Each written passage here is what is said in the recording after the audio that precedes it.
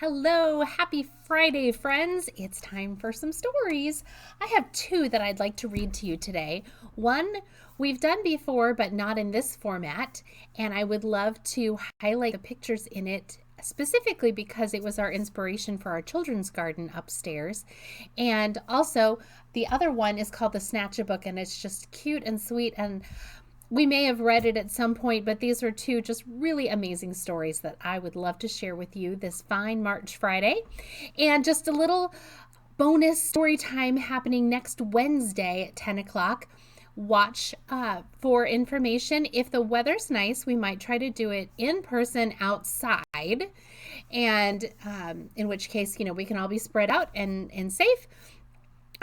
If the weather's not nice, then we'll do it virtual like we have been doing at 10 o'clock using the same link, and I will be sure and post that as well. But for today, we have The Book Tree. The Book Tree by Paul Czajak, I think is how you say his name. Illustrated by Rashin Kheiriyeh. I'm going to make sure you can see these pages. There we go. Nestled in the branches of a tree, Arlo opened his book and breathed in. Beginnings were always the best part. They smelled as if anything were possible. There's Arlo up in the tree. Bonk! I'm sorry, Mayor. I got lost in my book and it slipped. Preposterous! Books are dangerous. I don't trust them. They act like seeds which grow into ideas, and ideas turn into questions. I will tell you what you need to know. First, the mayor gathered every book in the library and then every book in the whole town. He tore them up until all that was left was a single page that floated away in a passing breeze. Arlo chased the page as it blew across town. It reminded him of a dandelion seed drifting on a wish. When it landed, the muddy earth swallowed it letter by letter until it too was gone. Arlo thought that perhaps the mayor was right. After all, he'd been elected mayor. He must know something. But without books, Arlo noticed changes wherever he looked. At school, teachers had nothing to read, so story time became nap time. Without cookbooks, restaurants served only dry cereal. No one went to the theater since actors had nothing to act out. And in the place Arlo loved most, all the shelves were empty. Even the lamps are crying. Arlo sat where the last page was buried. He missed the crack and creak of a book's spine the first time you open it. He longed for the smell and the crisp texture of a book's pages. But most of all, he missed getting lost in an epic adventure. Sadly, Arlo scratched two words into the dirt. The end. Endings were the worst part of any book. But as he stared at the words, they grew into an idea. Arlo sat with pencil and paper and let his ideas flow. Look at all those fun ideas.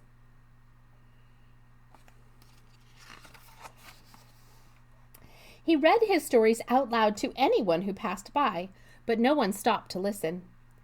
Then Arlo heard something, a sound he thought he'd never hear again, that familiar crack and creak. When Arlo looked for the source of the sound, he saw a sprout springing from where the page had been buried. It began to open its leaves. It reached for Arlo's words, begging for more. With every story Arlo wrote and read aloud, the sprout grew. Arlo wrote a story about a giant, and the tree grew tall, stretching for the clouds. He wrote about a fire-breathing beast, and its branches became as strong as dragon's claws. He wrote about a magical swan made of paper, and blooms of tissue paper blossomed into books. When the books were ripe, Arlo climbed into the branches of the book tree and breathed deeply, enjoying the fruits of his harvest. While Arlo read, a friend stopped under the tree. I'm bored. There's nothing to do. You could try reading, Arlo said. Is that a book? Yep. Here, I love this story, Arlo said, giving her a hand up into the tree. The two shared the shady spot. The cat is not as thrilled with the visitor. I think the cat might be scared of the dogs. What do you think? Soon flocks of readers roosted on the limbs. Books spread through the town like pollen in the wind. People grew hungry for reading again. Some wrote their own stories and became book gardeners themselves. Fiery maples bloomed with picture books. Willows wept with poetry, and fruit trees filled with cookbooks flourished. As the trees grew, the town blossomed. The mayor, lost in his mayoral work, was oblivious to all the changes. That is, until a ripe book fell on his head. Bonk! The mayor kicked and stomped. Who planted these trees? You did, sir, Arlo said. When you tore up the books, it planted an idea. Impossible! This is the second time my head is hurting because of a book. The trees have to be cut down. But we've become a town of books and stories. You can't cut them down. The mayor walked the streets of the town. He gorged himself at one of the five-star restaurants, caught a show in the park, and lost himself in a story about a boy fishing for a whale in a puddle. Books did all of this? The mayor asked, astonished. No, Arlo said, as he handed the mayor a freshly picked story. The book was just the seed. The end. This book came from a special little store in Pella called The Work of Our Hands, and it is a store that specializes in fair trade products and products from all over the world. And I'm sure that there are other places to get this book as well, but that is the first place that I found this book. And a year ago, right now, we were getting ready to close the library, and we spent a long time closed, and this was kind of our idea, our seed for how we could make the children's garden, the children's area, into a special place for the children and their grown-ups and big kids and everyone who likes picture books to enjoy that space. And I thought it would be fun to read that book a year later, and I hope you enjoyed that story. I have another one for you today too, called the Snatchabook. This is by Helen Docherty and Thomas Docherty. And the Snatchabook it's pretty cute. Story by Helen Docherty, illustrated by Thomas Docherty. One dark, dark night in Burrow Down, a rabbit named Eliza Brown found a book and settled down when a Snatchabook flew into town. In every house, in every bed, a bedtime book was being read. Tales of dragons spitting flames, witches playing spooky games, pirates on the seven seas, princesses trying to sleep on peas. And every child in every bed listened hard to each word said. Eliza Brown at number 3 was reading quite contentedly. Her curtains opened just a chink. She barely had a chance to blink. Her storybook just disappeared.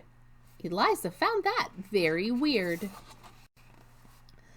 The little owls on Mommy's lap were quite surprised to hear a tap against their bedroom window glass. Tap, tap, the noise came really fast. Before they'd even looked around, the book was gone, without a sound. The wind blew wild across the sky. The smallest squirrel heard a cry. "What's that?" she whispered to her dad. But then, and this was really bad, before they'd had a chance to look, she'd lost her very favorite book. And so it went night after night. Books disappeared from left and right. 5 books here and 6 books there. The shelves began to look quite bare. In Burrow Down, rumors spread of book thieves under every bed. Eliza Brown at number 3 was keen to solve the mystery. She planned one night to lie in wait and use a pile of books as bait. Long hours passed without a peep. She'd nearly fallen fast asleep when suddenly Eliza heard a flap of wings. A bat? A bird? Eliza saw a shadow loom, enormous, right across her room. What kind of monster could it be? Eliza thought. You don't scare me. And yet her heart was beating fast. She'd have to face the thief at last. She threw the window open wide and shouted to the thing outside, "Stop stealing all our books right now! Just give them back! I don't care how!" "I'm sorry," came a little voice. "I really am. I had no choice." Eliza looked down in surprise. She couldn't quite believe her eyes. "So who are you, and what's your name?" The creature hung its head in shame. He mumbled with a mournful look, "I'm just a little Snatchabook." Eliza nodded solemnly. She sat the creature on her knee. "You can't just come and help yourself to every book on every shelf." A tear rolled from the creature's eye, and softly he began to cry. "I know it's wrong, but can't you see? I've got no one to read to me." Eliza sighed. He looked so sad. If he just had a mom or dad to read him stories every night, well then, he might behave all right. That very night, they hatched a plan. And so the Snatchabook began to give back all the books he'd picked. Eliza Brown was very strict. Then, trying hard to prove himself, he stacked them neatly on each shelf. And when he'd made his full amends, Eliza called on all her friends and told them how he'd worked all night to turn a wrong into a right. And now each night in Burrow Down, as darkness falls upon the town, in every house, in every bed, a bedtime book is being read. And if you take a closer look, you might just see the Snatchabook perched happily on someone's bed, listening hard to each word said. There he is. Reading is powerful. Don't underestimate how wonderful it is to read out loud to someone else, even if it's to a group of stuffed animals, stuffed friends. It's important to read aloud and share stories with others. So enjoy these stories, and hopefully I will see you later at the library.